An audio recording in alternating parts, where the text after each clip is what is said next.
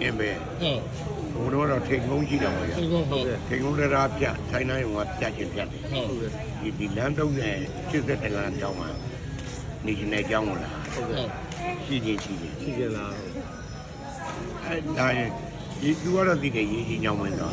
ညောင်းဝင်ကြီး ဟုတ်ကဲ့ အဲရေးကြီးညောင်းဝင်ဒီဘက်ကအခု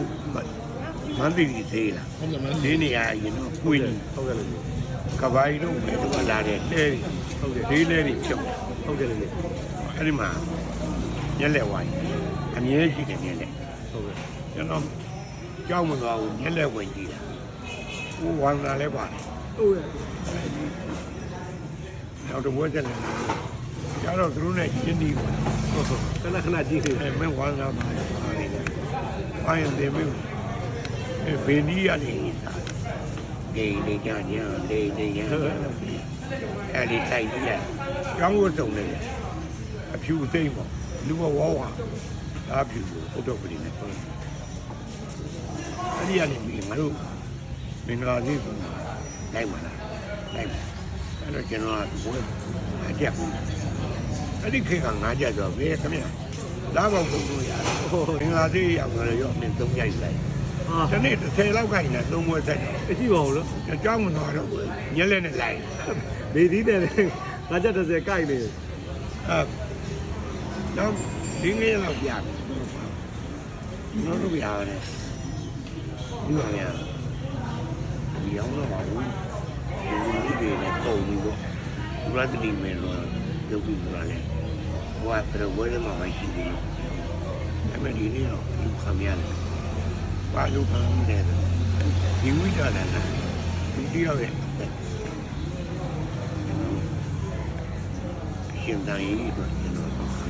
ညက်ခဲ့ရ နေလက်ဆရာတေးတက်ကို ဘာလဲဆိုဘင်ဒီနေတဲ့ကလေးကိုကြည့်ပါဒီကိုကျွန်တော်လူကဝါဝါပူပူဆိုကလေးကကဘောက်ကရှာမောင်းတော့ကျောင်းတော့တိုက်တာလားတော့နာ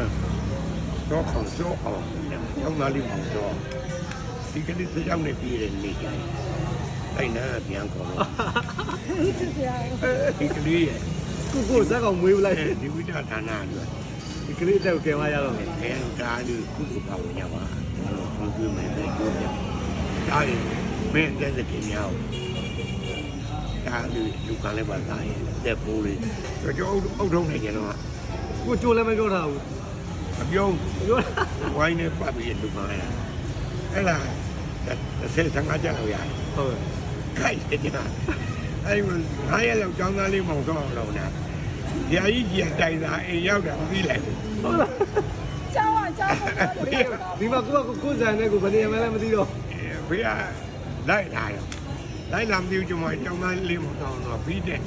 ဖေးမျက်နှာခွိုက်ပြင်းနေကြည့်အုတ်တုံးနဲ့ သူ့ရှိရောက်အောင် အဲ့ဒီကဘေးကြီးရောက်တော့ဘုရားကြီးပြီးဝိုင်းပြင်မဲ့ခဏကြွားပဲပါငရင်ပွိုက်ရိုက်တာလဲကူထွက်သွား အေးဘော ပညာသင်မှာဆိုလူလိန်နေနဲ့ပေါင်းပြီးလိန်စားတယ် လေးလေးတော်တော်ကိုပညာတတ်